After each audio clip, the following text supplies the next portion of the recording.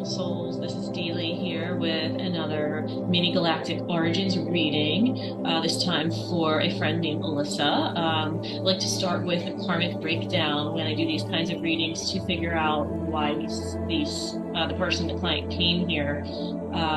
And for her, I'm getting that a lot of what she came to heal was part of collective energy. So some people come to heal a lot of karma from past lives on Earth or outside of Earth.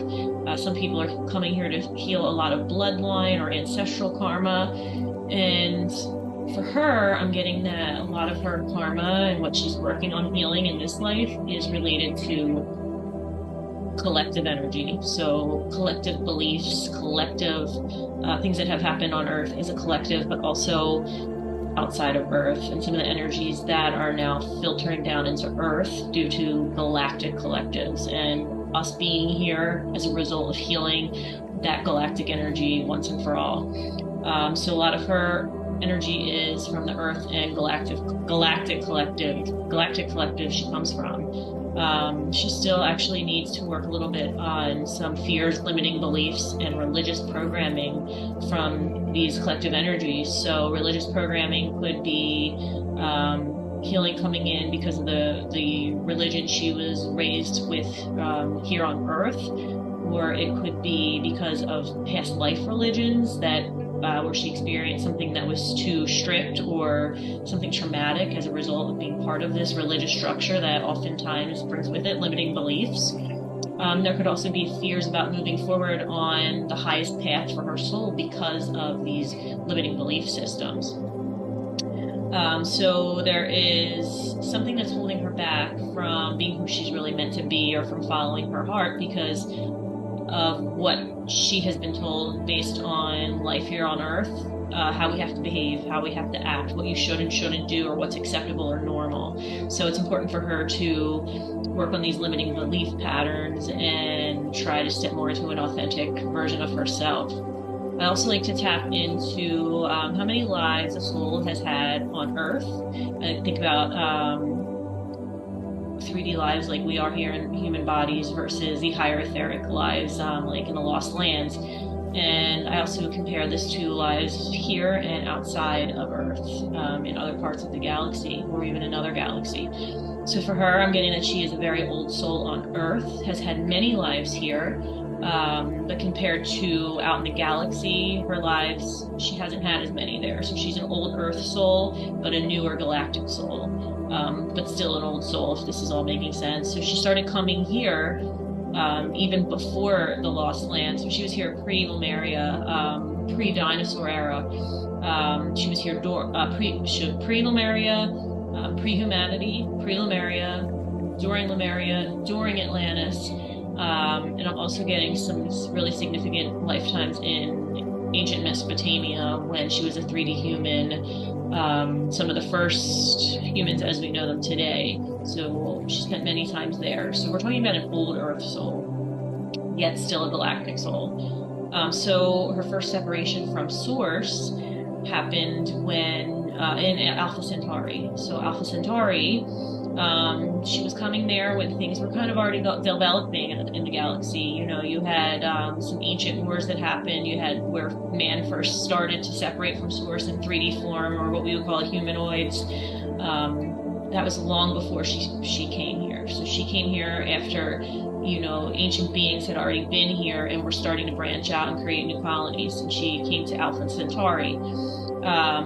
So I'm getting that the energy she really resonated with when she was here was elemental energy. So we might see that as fairies, pixies, mermaids, that kind of energy. I don't always see it like that. Sometimes it is, but sometimes it's more of a creative force or a natural force behind, you know, the elements, water, earth, air, etc. So I'm getting that she came in as this elemental energy. For her, I do get it's more connected to the elementals, fairies, that kind of energy. It was a higher etheric state. It can be one of these things where we could see that the second density or dimension as below 3D, but actually higher than 3D. So just because you're coming in as an energy connected to the elementals. It doesn't mean 3D is above that. Actually, some would say that 2D is more connected to source than 3D, where we start to separate into these beings with individual personalities, physical bodies, and an ego. So she's still this higher elemental being. And then while she was there, she actually started to step down into a humanoid existence, but I'm getting that it was some kind of 3D human animal creature. I mean, we can't really see this as we do Earth. We know these things aren't here in 3D physical form on Earth, but in other places it's possible. So she has this connection to the animal kingdom, but in a more human body too. So it is said about the Alpha Centaurians, they were coming here to Earth pre-humanity, just like I mentioned about her. I tapped in with that intuitively, and when I started looking at her astrology chart, so it's great to see the synchronicities. Some believe that the Alpha Centaurians were here pre-humanity, but then they went to the inner Earth colonies in the higher etheric states, and that they're still here today, but existing in inner Earth. So it's also said that they are really connected to technology, scientific discoveries, the physical world.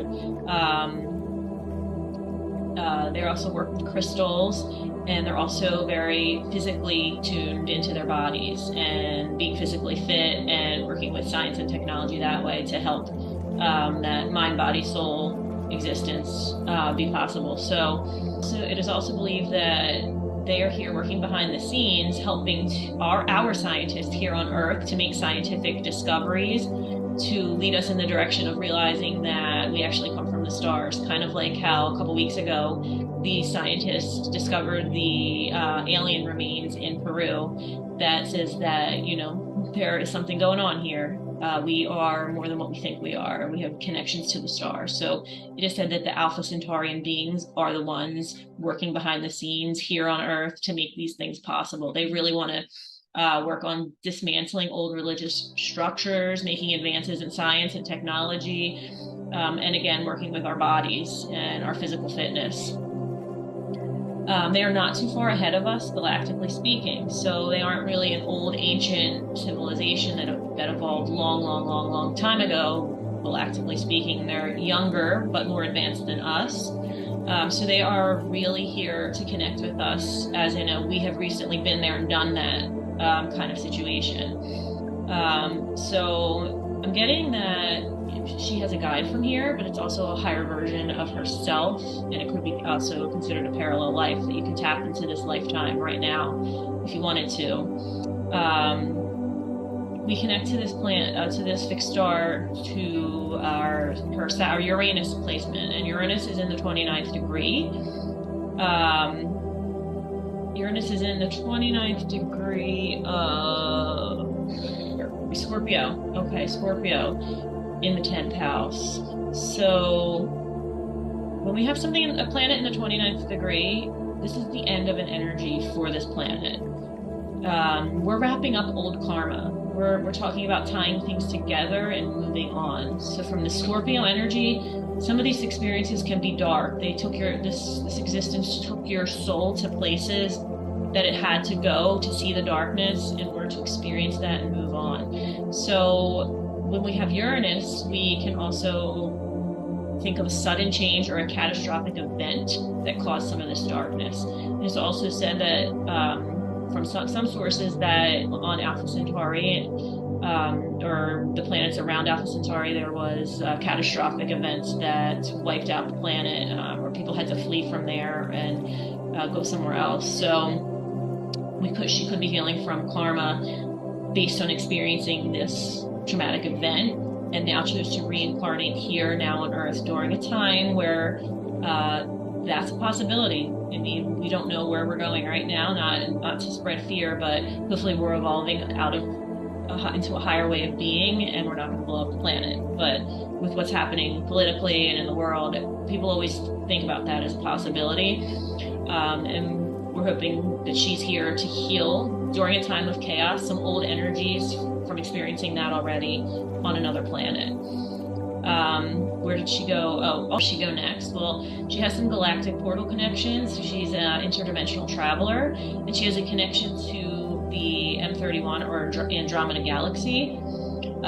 This existence is very different than our life here. So it is said to be the sister galaxy to the Milky Way. And the Milky Way embodies the divine masculine energy, whereas Andromeda is more of a feminine embodiment. So I've actually had clients who have experienced their past lives or in dream states or meditations of what it's like to be there. And I've had dreams myself about what it's like, and I've read about it. So I think one explanation said that imagine walking down the street and everything around you in your world is changing, like you're stepping on something and then it turns into something else. You're always adapting and changing to a very fluid environment. So I had a dream about what I think was connected to this place where I was trying to get up this ladder, but then the ladder kept changing and moving and steps were turning into different things, and there were these animals that were morphing into other animals. So it's a very fluid environment, and I think she went here to learn a little bit about fluidity and then tapping more into that feminine energy instead of the super masculine energy that is often associated with Alpha Centauri. So she's being asked to get really honest with herself and see who she is and accept any flaws she may have that she perceives as flaws or that society tells her are flaws, to integrate these, heal them, and accept these parts, bring them to the light, change what needs to be changed, but also just accept some of the other things, but be honest, be really, really honest with yourself. So next she has some significant lives in Sirius B. She also is a Palladian starseed, but I'm getting, for the sake of this mini reading, it's important to talk about Sirius B, which is pretty cool because I made her a painting years ago, and another channel and galactic astrologer told me when she saw the painting that she thought I was channeling Sirius energy, and then I gave this painting to her. So it would be good to connect with that painting. And it's also good to note that when we're comparing the Palladians and the Sirians, the Palladians were known to spiritually bypass, so they didn't want to look for anything negative in their personalities. They wanted to avoid their shadow side, pretend that it didn't exist, everything was fine, everything was okay. Whereas the Sirians became masters of incorporating their shadow. So I think it's important when we connect back to the Sirian part to remember to integrate that part, to accept who you are, accept your flaws, admit them, work on them if you want to, or just acceptance of it.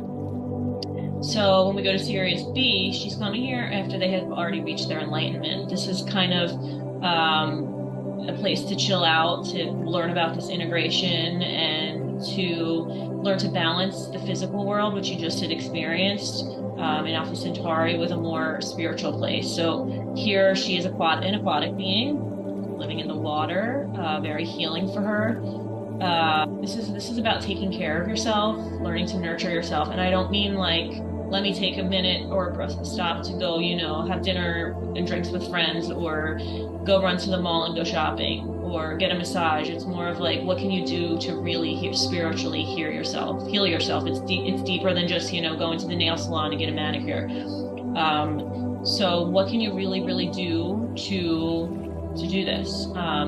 Getting that while she was there, she worked in healing arts. She took a more holistic or holographic approach to healing and integrated all parts of herself and helped others do the same thing. So here on Earth, you go see a medical doctor, they say, oh, this hurts, I'm going to diagnose this physical ailment as in this part of the body with medication or even physical therapy, but I'm not going to look at what's happening emotionally or spiritually. So that's the opposite of what she was doing there. She was more of a holistic, spiritual, emotional, physical healer, kind of bringing together the physical realms of Alpha Centauri with the higher spiritual dimensions and emotional healing that we often associate with water. So this might be a harder energy to tap into because it is that of the opposition. So this is something she has to work on at acquiring in this lifetime to bring these parts back together and find a more healing and holistic approach to living. So her soul mission, again, if we want to go back and review that, is also the evolution of consciousness on Earth. When we talk about those Alpha Centaurians who are here to help us evolve through the scientific discoveries and treating our bodies better, and technology. We're working behind the scenes to bring out the evolution of Earth. She's also here to heal collective karma from traumatic events and limiting beliefs on other planets, and to return to a place of balance by learning to take care of herself in a more holistic way. Thank you. I hope you enjoyed that mini Galactic Astrology Origins reading. For more like that, you can check out my website at www.dlkevolve.com. Thank you.